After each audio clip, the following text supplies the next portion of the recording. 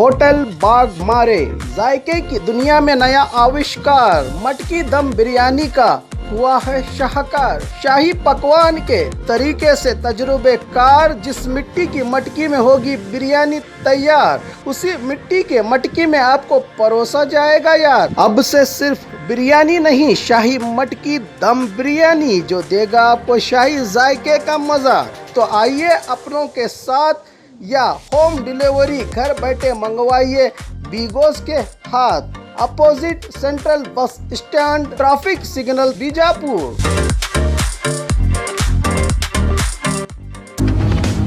यत्नाल के खिलाफ अदालत में अर्जी दाखिल, यासीन जौहरी। बीजापुर सिटी एमएलए यत्नाल के खिलाफ बीजेपी जिला माइनॉरिटी मोर्चा के वाइस प्रेसिडेंट यासीन जौहरी ने हाईकोर्ट में एक रिट दायर करते हुए इन्हें सीएम बनाने के लिए 2500 करोड़ मांगने के बयान पर अदालती जांच की मांग की है। यासीन जौहरी ने बीजापुर में एक प्रेस मीटिंग के दौरान यत्नाल के विवादित बयानों का जिक्र करते हुए हमेशा नफरत और जहर उगलकर एक खास समुदाय को निशाना बनाना इनकी सियासी लॉबी है। जनता जानती है कि कौन ढोंगी है। इनके बेबुनियाद बयानों से और आरोपों से बीजेपी को नुकसान और पार्टी की बदनामी हो रही है। इनके बयान इनके लिए आने वाले दिनों में इन्हीं को भारी पड़ेंगे, कहा यासीन जौहरी ने। ನಮ್ಮ ರಾಜ್ಯದ ನಮ್ಮ ದೇಶದ ಬಗ್ಗೆ ಕೆಲವು ರಾಜಕಾರಣಿಗಳು ಮಾಡುವ ಲೆಕ್ಕಾಚಾರ, ಅವರು ಹೇಳಿಕೆಗಳನ್ನು ಕೇಳಿದರೆ ಈ ಥರ ಅನ್ನಿಸ್ತಾ ಇದೆಯೋನಿಲ್ಲ ಅಂಥೇಳಿ ನಮಗೆ ಗೊತ್ತಾಗ್ತಾ ಇದೆ. ಈ ಹೆಚ್ಚಿಗೆ ರಾಜಕಾರಣಿಗಳದಿಂದ ಯಾಕಂತಂದ್ರೆ ನಮ್ಮ ಬಿಜಾಪುರ ನಗರದ ಶಾಸಕರಾದ ಬಸವನಗೌಡ ಪಾಟೀಲ್ ಯತ್ನಾಳ್ ಸಾಹೇಬರು ಅಲ್ಲಿ ಎಲ್ಲೇ ರಾಮದುರ್ಗಲ್ಲಿ ಏನು ಹೇಳ್ತಾರೆ ಅಂದರೆ, ನಾನು ಗೆದ್ದು ಬರುವ ಕ್ಷೇತ್ರ ಒಂದು ಆಲ್ಮೋಸ್ಟ್ ನಾನು ಪಾಕಿಸ್ತಾನದಿಂದ ಗೆದ್ದು ಬಂದಂಗೆ ಆಗ್ತೈತೆ ಅಂತ ಹೇಳ್ತಾರೆ. ಇವಾಗ ತಾವೆಲ್ಲ ಮಾಧ್ಯಮದವ್ರಿಗೆ ಕ್ಷಮೆ ಆಚರಿಸ್ತೀನಿ. ಇಂಥ ದೇಶದ ಹೆಸರು ನಮ್ಮ ನಾಲ್ಗೆದಲ್ಲಿ, ನಮ್ಮ ನಾಲ್ಗೆ ಮ್ಯಾಗೆ ಈ ದೇಶದಲ್ಲಿ ಬರೆಯಬಾರ್ದು. ಯಾಕಪ್ಪ ಅಂತಂದ್ರೆ ನಾವು ಇವತ್ತು ಪತ್ರಿಕಾಗೋಷ್ಠಿ ಮಾಡ್ತಾ ಇರೋದು ಯಾವ ದೇಶದಲ್ಲಿ, ಯಾವ ಜಿಲ್ಲಾದಲ್ಲಿ, ಯಾವ ರಾಜ್ಯದಲ್ಲಿ, ಇದರ ಉತ್ತರ ಯಾರು ಕೇಳಬೇಕು, ಯಾರು ಕೊಡಬೇಕು? ಅದೇ ಯಾರೋ ಸಾಮಾನ್ಯ ಮನುಷ್ಯ ಇದು ಏನೋ ಇವಾಗ ಮೈಸೂರು ಜಿಲ್ಲಾದಲ್ಲಿ ನಮಾಜ್ ಮಾಡಿ ಹೋಗ್ತಾ ಇರೋ ಜನರು ಏನಪ್ಪ ಇದು ಸಣ್ಣ ಪಾಕಿಸ್ತಾನ ಕಂಡಂಗೆ ಕಾಣ್ತೈತ್ಲ ಅಂತಂದ ಬಳಕ ಅವ್ರ ಮ್ಯಾಗ ದೇಶದ್ರೋಹಿ ಕೇಸ್ FIR ಮಾಡಿ ಅವಳಿಗೆ ಎತ್ತು ಒಳಗೆ ಹಾಕಿದ್ರು. ಇವಾಗ ಒಂದು ಜನಪ್ರತಿನಿಧಿಯಾಗಿ ಬಸವನಗೌಡ ಪಾಟೀಲ್ ಯತ್ನಾಳ್ ಅವರು ನಾನು ಆಲ್ಮೋಸ್ಟ್ ಗೆದ್ದು ಬರೋದು ಪಾಕಿಸ್ತಾನದಿಂದ ಗೆದ್ದು ಬಂದಂಗೆ ಆಗ್ತೈತೆ ಅಂದ ಬಳಕ ಇವ್ರ ಮ್ಯಾಗ ಏನು ಕೇಸ್ ದಾಖಲೆ ಮಾಡ್ತಿರೋ, ಏನು ಬಡವ್ರಿಗೆ ಸಾಮಾನ್ಯ ಜನರಿಗೆ ಒಂದು ನ್ಯಾಯ ಐತಿ, ಒಂದು ಶಾಸಕರಿಗೆ ಒಂದು ನ್ಯಾಯ ಐತಿ. ಈ ರಾಜ್ಯದಲ್ಲಿ, ದೇಶದಲ್ಲಿ ನ್ಯಾಯ ಕೇಳೋರು, ಏನು ನ್ಯಾಯಾಲಯ, ಏನು ಅಧಿಕಾರಿಗಳು ಏನು ಅದಾವೋ ಏನು ಇಲ್ಲೋ, ಇದ್ರ ಯಾರು ಕೇಳೋರು? ಇದಕ್ಕೆ ಬ್ಯಾಕ್ಗ್ರೌಂಡ್ ತೆಗೆದು ನೋಡಿದ್ರು ಧ್ವಜಾನು ಹಚ್ಚಿದವ್ರು ಇವರೇ. ಇವ್ರ ಬ್ಯಾಕ್ಗ್ರೌಂಡ್ ಅಷ್ಟು ಒಳ್ಳೇದೈತಿ. ಈಗ ನೋಡ್ರಿ ಹೊಸ ಸುದ್ದಿ, ಈಗ ನಾನು ಕೆಲವೊಬ್ರಿಗೆ ಹೇಳೀನಿ, ನನಗೂ ಒಂದು 3000 ಕೋಟಿ ರೂಪಾಯಿ ಎಲ್ಲರೂ ಗೊಳೆ ಮಾಡಿಕೊಡ್ರಪ್ಪ, ನನಗೂ ಒಂದು ಏನು ದೊಡ್ಡ ಅಧಿಕಾರ ಕೊಡಸತ್ತೇಳಿ ಹೇಳಿ 2500 ಕೋಟಿ ರೂಪಾಯಿ ಕೊಟ್ರೆ ಇವರಿಗೆ ದಿಲ್ಲಿದಿಂದ ಆಫರ್ ಬಂದಿತ್ತತ್ತ. 2500 ಕೊಟ್ರೆ ಇವರಿಗೆ CM ಸ್ಥಾನ ಕೊಡ್ತೀವಿ ಅಂಥೇಳಿ ಆಫರ್ ಬಂದಿತ್ತತ್ತ.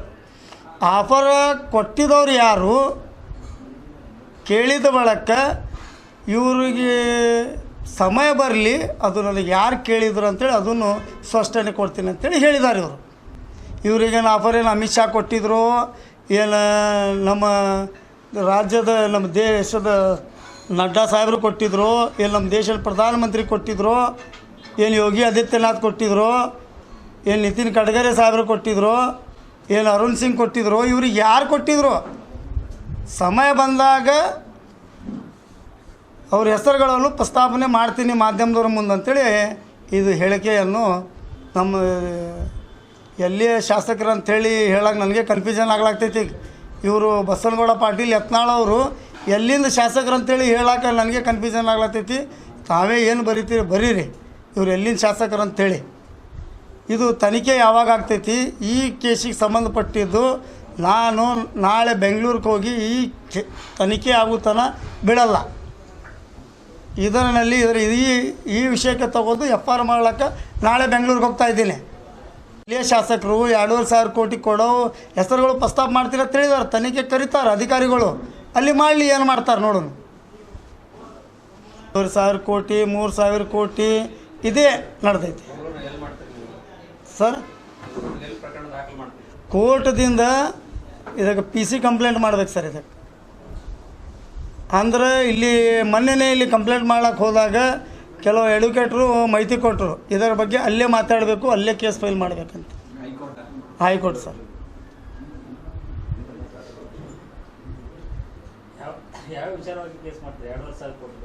ಇಲ್ಲ, 2,500 ಕೋಟಿ ಇಲ್ಲಿ ಇಷ್ಟು ಮಾಧ್ಯಮದವ್ರು ಕೂತೀರಿ, ಇವ್ರು ಎಷ್ಟು ಬುದ್ಧಿವಂತು ಶಾಸಕರು ಅಂತೇಳಿ ನಿಮಗೆ ಕೇಳಬೇಕಾಗಿದ್ದಿದ್ರೆ ಫೋನ್ ಮಾಡಿ, ಹೀಗೆ ಫೋನ್ ಮಾಡಿ ಕೇಳ್ರಿ.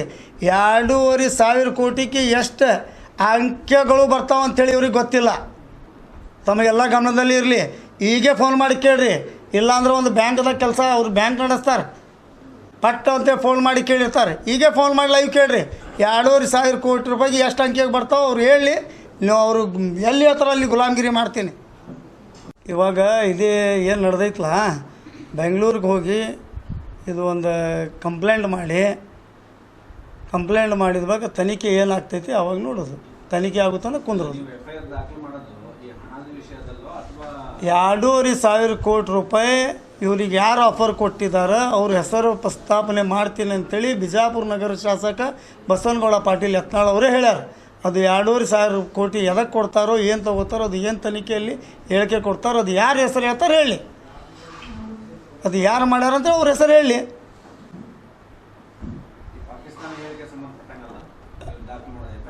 ಇಲ್ಲ ಸರ್, ಎಲ್ಲ ಇವರು ಏನೇನು ಹೇಳಿಕೆ ಕೊಟ್ಟಾರೆ ಇವ್ರು ಶಾಸಕರು ಎಲ್ಲಿಂದ, ನಾನು ಆಲ್ಮೋಸ್ಟ್ ಪಾಕಿಸ್ತಾನದಿಂದ ಗೆದ್ದು ಬಂದಂಗೆ ಆಕೈತೆ. ಅಂದ್ರೆ ಇಲ್ಲಿ 1 ಲಕ್ಷ ಅವ್ರು ಅದಾರತ್ತ, 1.5 ಲಕ್ಷ ನಾವು ಅದೇವಂತ. ಅಂದ್ರೆ 1 ಲಕ್ಷ ಜನ ಇರೋದು ಪಾಕಿಸ್ತಾನದಲ್ಲಿಯೋ, ಇವ್ರು ಹೇಳಿಕೆ ಪ್ರಕಾರ ಅದೇ ಆಯ್ತಲ್ಲ. ಇವ್ರು ಹೇಳುವ ಲೆಕ್ಕಾಚಾರ 1 ಲಕ್ಷ ಜನ ಇರೋದು, ಬಿಜಾಪುರ ನಗರ ಜನ 1 ಲಕ್ಷ ಜನ ಪಾಕಿಸ್ತಾನದಾಗಿದ್ದಂಗೆ ಆಯ್ತಲ್ಲ. ಇದು ಬಸವಣ್ಣನ ನಾಡು, ಇದು ಆದಿಲ್ ಶಾಹದ ನಾಡು, ಇದು ಯಾರ್ದೋ ದೇಶ ಅಲ್ಲ. ಎಲ್ಲಿ ಏನು ಬಾಯಿಗೆ ಕೀಳಾಗಿ ಮಾತಾಡೋದು, ಇಷ್ಟು ಚೀಪಾಗಿ ಮಾತಾಡೋದು, ಏನೇನೋ ಮಾತಾಡೋದು. ಅದರ ಬಗ್ಗೆ ಏನೇನು ತನಿಖೆ ಆಕೈತಿ, ಏನೇನಿಲ್ಲ. ಅವರು ಸಚಿವರು ಆಗ್ತಾರೆ, ಅವರು ಇದು ಆಗ್ತಾರೆ. ಮುಂಚೆನೂ ಅದೇ ಆಯಿತು. ಮುಂಚೆ ಏನಾಯಿತು, CD ಲೆಕ್ಕಾಚಾರ ನಡೀತು. ನನ್ನ ಬಳಿ 200 CD ಅದಾವೆ. ಅಂದರೆ ಇವರೇ CD ಇಟ್ಕೊಂಡೇನು ಬ್ಲ್ಯಾಕ್ ಮೇಲ್ ಮಾಡಾಕ್ತಾರೆ ಏನು ಎಲ್ಲರಿಗೆ. ಇವರಿಗೆ ಪಕ್ಷದಿಂದ ಇನ್ನೂ ಉಚ್ಚಾಟನೆ ಆಗ್ಲಾಗ್ತಿಲ್ಲ. ಇದೇ ಕಾರಣ ಏನು? ಇದೆಲ್ಲ ಇವೆಲ್ಲ ಶಬ್ದಗಳು ನಾನು ಹೇಳಿದ್ದಲ್ಲ, ಇದು ಬಿಜಾಪುರ ನಗರದ ಶಾಸಕ ಆದ ಬಸವನಗೌಡ ಪಾಟೀಲ್ ಯತ್ನಾಳ್ ಅವರು ಹೇಳಿದ್ದು ಇವೆಲ್ಲ ಮಾತುಗಳನ್ನು. ಇವ್ರು ಯಾವ ಮಟ್ಟ ಕೇಳಿದಾರೆ, ಇವ್ರು ಏನು ಮಾಡ್ತಾಯಿದ್ದಾರೆ, ತಾವ ಸ್ವಲ್ಪ ಗಮನ ಕೊಡ್ರಿ, ನೋಡಿರಿ ಇದೇನು ನಡೆದೈತೆ ಅಂತ ಅನ್ನೋದು. ಅಲ್ಲಿ ಕೆಲವು ಸನಿದಲ್ಲಿ ಇಲೆಕ್ಷನ್ ಬರ್ತೈತೆ, ಬಂದ ಬಳಕ ನಾವು ಮಾಡಿದ್ದೀವಿ, ನೀವು ಮಾಡಿದ್ದೀವಿ ಅಂತೇಳಿ ಹೆಸರು ಹೇಳ್ಕೊಂಡು ಒಂದು ಪ್ರಚಾರ ತೊಗೊಂಡು ಓಟ್ ಪಡೆಯೋದು ಬಿಟ್ಟು ಜನರಿಗೆ ಅನುಕೂಲ ಆದಂಥ ಕೆಲಸಗಳು ಯಾರೂ ಉತ್ತರ ಕರ್ನಾಟಕ ನಾಯಕರು ಮಾಡ್ತಾಯಿಲ್ಲ. ಅದು ಯಾವುದೇ ಪಕ್ಷದವರಾಗಲಿ. ಇದು ಜನರ ಪರವಾಗಿ, ಉತ್ತರ ಕರ್ನಾಟಕ ಜನರ ಪರವಾಗಿ ಮಾತಾಡ್ತಾ ಇದ್ದೀನಿ. ಯಾರು ಒಬ್ಬರಿಗೆ ವಿರೋಧ ಅಲ್ಲ, ಯಾರ ಪರವಾಗಿಯೂ ಇಲ್ಲ. ಇದು ಉತ್ತರ ಕರ್ನಾಟಕ ಜನರ ಪರವಾಗಿಯಾಗಿ ಮಾತಾಡ್ತಾ ಇದ್ದೀನಿ. ನಂದು ವೈಯಕ್ತಿಕ ನಂದಲ್ಲ, ನಿಮ್ಮ ಪರವಾಗಿಯೂ ಇದೆ. ಇದು ಇವಾಗ KB ಜನರಲ್ ಆಫೀಸ್ ಆಲಿಮಟ್ಟಿಗೆ ಶಿಫ್ಟ್ ಆಗೈತೆ ಅಂಥೇಳಿ ಚೀಫ್ ಜಸ್ಟಿಸ್ಗೆ ಮೋಸ ಮಾಡಿದಾನೆ ಅಲ್ಲಿಂದ MD. ಅದಕ್ಕೆ PL ಹಾಕಿದವ ನಾ ಅದೀನಿ. 2021 ಜನವರಿಯಲ್ಲಿ ಕೇಸ್ ಫೈಲ್ ಮಾಡಿದ್ದೀನಿ ನಾನು. ಉತ್ತರ ಕರ್ನಾಟಕದ ಅಷ್ಟು 9 ಆಫೀಸ್ಗಳು ಶಿಫ್ಟ್ ಮಾಡಬೇಕಂತೇಳಿ. ಇನ್ನು ತನೂ ಆದರೆ ಉತ್ತರ ಕರ್ನಾಟಕದ ನಾಯಕರು ಯಾರೂ ಇದರ ಬಗ್ಗೆ ಧ್ವನಿ ಎತ್ತಾ ಇಲ್ಲ.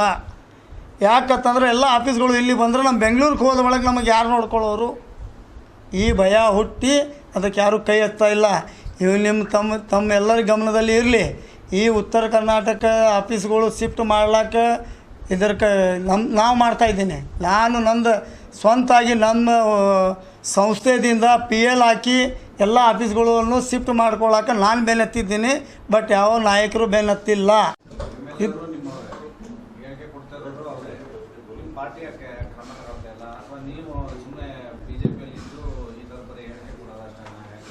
ಸರ್, ನಾನು BJPಯಲ್ಲಿ ಇದ್ದು ಹೇಳಿಕೆ ಕೊಡೋದು ಅಷ್ಟೇ ಅಲ್ಲ, ಬಿ ಜೆ ಪಿದಲ್ಲಿ ಇದ್ದಿದ್ದು ರಿಜಿಸ್ಟರ್ ಆಫ್ ಮೆಂಬರ್ ಅದೀನಿ, ಹುದ್ದೆ ಏನೋ ಅವಶ್ಯಕತೆ ಇಲ್ಲ. ರಿಜಿಸ್ಟರ್ ಮೆಂಬರ್ ಇದ್ದೀನಿ ಒಂದು ಪಕ್ಷದ. ಆ ರಿಜಿಸ್ಟರ್ ನಂಬರ್ನು ಕೂಡ ಅಂದರೆ ಕೊಡ್ತೀನಿ ನಿಮಗೆ. ಹುದ್ದೆದ ಅವಶ್ಯಕತೆ ಇಲ್ಲ. ಇದು ಒಂದನೇದು. ಎರಡನೇದು, ಇವರು ವಿರೋಧಾಗಿ ಮಾತಾಡೋದು, ಇವ್ರ ಪರವಾಗಿ ಮಾತಾಡೋದು, ಪಕ್ಷದವ್ರು ಮಾತಾಡೋದು ಅದು ಅಲ್ಲ. ಇವ್ರ ಹೇಳಿಕೆಗಳೇ ಹಂಗೆ ಕೊಡ್ತಾ ಇದ್ದಾರೆ. ಈಗ ನೀವೇ ಹೇಳ್ರಿ, ಇಲ್ಲ ಈಗ ನಾವು ಇರೋದು ಬಸವಣ್ಣ ನಾಡಿದು, ಇದು ಪಾಕಿಸ್ತಾನದಿಂದ ಗೆದ್ದು ಬಂದವ್ರು ಅಂತಂದ್ರೆ ಇದು ಯಾರ ಸಾಮಾನ್ಯ ಜನ ಇದ್ದಿದ್ರು ಅವ್ರಿಗೆ ಅವ ಹೇಳಿ ಓಡಿ ಹೋಗಿದ್ರು ಅವ್ರ ಮನೆಯವ್ರಿಗೆ ತಂದು ಹಿಡಿದು ಒಳಗಾಗ್ತಿದ್ರು. ಇವ್ರಿಗೇನು ಮಾಡಾಕ್ತಾರೆ ಅಧಿಕಾರಿಗಳು?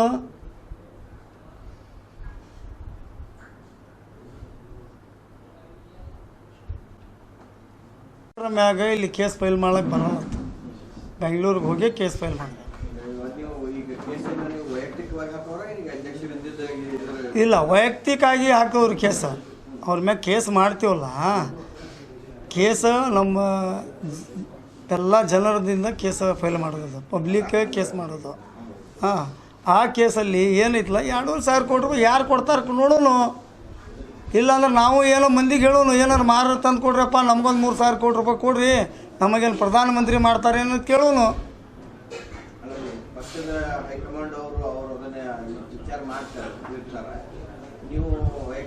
ಸರ್, ಈಗ ನಡೆಯುವ ನಮ್ಮ ರಾಜ್ಯದಲ್ಲಿ ಕೌಮಾದಿ ಶಬ್ದಗಳನ್ನು ಯಾವ ಮಟ್ಟಕ್ಕೆ ನಡೆದಾವ ಅಂಥೇಳಿ ಸ್ವಲ್ಪ ಸೆನ್ಸ್ ಇಲ್ಲ ಇವರಿಗೆ. ಪ್ರತಿಯೊಂದು ಸಲ ಬಾಯಿ ತೆಗೆದ್ರೆ ಹಿಂದೂ ಮುಸ್ಲಿಮ್ಸ್ ಅದು ಅವರು ಓಟಿಗೋಸ್ಕರ ಮಾತಾಡಲಿ ಅಂಥೇಳಿ ಸುಮ್ಮನೆ ಕಾಯ್ಕೋತ ಕೂತಿದ್ದೀವಿ. ಇವಾಗ ಇದು ಗೆದ್ದು ಬಂದಿದೆ ಪಾಕಿಸ್ತಾನದ ಬಳಕೆ ಅಂದ್ರೆ ನೀವೆಲ್ಲರೂ ಕೂತಿಗೆ ಪಾಕಿಸ್ತಾನದಾಗ ಕೂತೆ ಮಾತಾಡಕ್ತೀರ ಅಂದಂಗೆ ಆಯ್ತಲ್ಲ ನಮ್ಮ ನಗರ ಶಾಸಕರ ಮಾತು ನೋಡಿದ್ರೆ. ಅಲ್ಲಿ ಬೇರೆ ಜಿಲ್ಲಾಕ್ಕೆ ಹೋಗಿ ನಮ್ಮ ಬಸವಣ್ಣ ನಾಡಿನ ಹೆಸರು ಬೀದಿ ಪಾಲು ಮಾಡ್ಯಾರ. ಇವತ್ತು ನಮ್ಮ ರಾಜ್ಯದ ಹೆಸರು ಏನೈತಿ ರೀ, 2,500 ಕೋಟಿ ರಾಜ್ಯದ ಮುಖ್ಯಮಂತ್ರಿ ಕುರ್ಚಿ ಹರಾಜಿಗೆ ಹಾಕ್ಬಿಟ್ರು ಇವರು. ಸ್ಕ್ರ್ಯಾಪ್ ಹರಾಜು ಮಾಡೋದು ನೋಡಿದ್ದೀವಿ ಸರ್ ನಾವು. ಆದರೆ ರಾಜ್ಯದ ಮುಖ್ಯಮಂತ್ರಿ ಕುರ್ಚಿ ಹರಾಜಾಗೋದು ನಮ್ಮ ನಗರ ಶಾಸಕರ ಬಾಯಿಲಿಂದ ಕೇಳ್ದಂಗೆ ಆಯ್ತು. ಇಲ್ಲಿ ಏನು ಸರ, ಒಂದು ಮೂಲ್ಯಾಗ ಬಂದು ಕಾಲು ಬೀಳೋದು ಅವ್ರ ಕೆಲಸ ಐತಿ, ಅದೆಲ್ಲ ಬೇಡ ನಮಗೆ. ಅವರೆಲ್ಲ ಹೇಳ್ಕೊಳ್ಳಿ, ಅದರದಿಂದ ಏನೂ ಆಗಲ್ಲ. ಅದು ಹಾಕೋಬೇಡ್ರಿ, ಇದು ಹಾಕೋಬೇಡ್ರಿ ಅಂತ ಹೇಳಿ ಅದೇನು ನಮಗೆ ಸಂಬಂಧ ಪಡಲ್ಲ.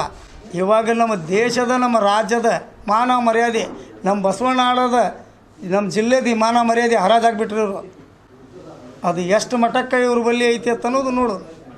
ಇವ್ರು ಸಮಯ ಬಂದಾಗ ಎಲ್ಲ ಬಿಡುಗಡೆ ಮಾಡ್ತಾರತ್ತ, ಅದೇ ಕೋರ್ಟ್ದಾಗೆ ಬಿಡುಗಡೆ ಮಾಡಲಿ, ಏನೇನು ಬಿಡುಗಡೆ ಮಾಡ್ತಾರೆ ನೋಡೋನು. ಇಲ್ಲಿ ನಾವಂದ್ರೆ ಹೋಗಿ ಕೇಳಕ್ಕೆ ಬರೋಲ್ಲ, ಬಿಡುಗಡೆ ಮಾಡಪ್ಪ ಅಂಥೇಳಿ. ಅಲ್ಲೇ ನ್ಯಾಯಾಲಯ ಮುಂದೆ ಬಿಡುಗಡೆ ಮಾಡಲಿ, ಏನೇನು ಬಿಡುಗಡೆ ಮಾಡ್ತಾರೆ ನೋಡು. ಏನಾರು ಬಿಡ್ತಾರೆ, ಏನು ಅಲ್ಲೇನೋ ಹಿಂಗೆ ಬುರುಡೆ ಮಾತೇ ಬಿಡ್ತಾರೋ. ಈ ದೇಶದ ಬಗ್ಗೆ, ಈ ರಾಜ್ಯದ ಬಗ್ಗೆ ಕೀಳಾಗಿ ಮಾತಾಡೋರಿಗೆ ಕೆರ ತೊಗೊಂಡು ಹೊಡಿಬೇಕು ಸರ್. ಇವರಿಗೆ ಮಾತದಿಂದ ಹೇಳಬಾರ್ದು. ಇಂಥ ದೇಶ ದ್ರೋಹಿ ಅಂತ ಯಾರೋ ಧರ್ಮದವರಾಗಲಿ ಯಾರೋ ಇರಲಿ, ಅದು ಎಷ್ಟೋ ದೊಡ್ಡ ಸ್ಥಾನ ಮ್ಯಾಗಿರೋ ಇರಲಿ, ದೇಶದ ವಿರೋಧಿಯಾಗಿ ಹೇಳಿಕೆ ಕೂಗು ಯಾರ ಬಾಯಿಲಿಂದ ಬರ್ತೈತಲ್ಲ ಅಂಥವ್ರಿಗೆ ಕೆರ ಇಟ್ಟು ಹೊಡಿಬೇಕು, ಬಾಯಲ್ಲಿ ಕೆರ ಇಡಬೇಕು ಅಂಥವ್ರಿಗೆ. ಇವ್ರು ಹೆಂಗೆ ದೇಶಭಕ್ತರು ಅಂತೇಳಿ ನನಗೆ ಗೊತ್ತಾಗ್ತಾ ಇಲ್ಲ.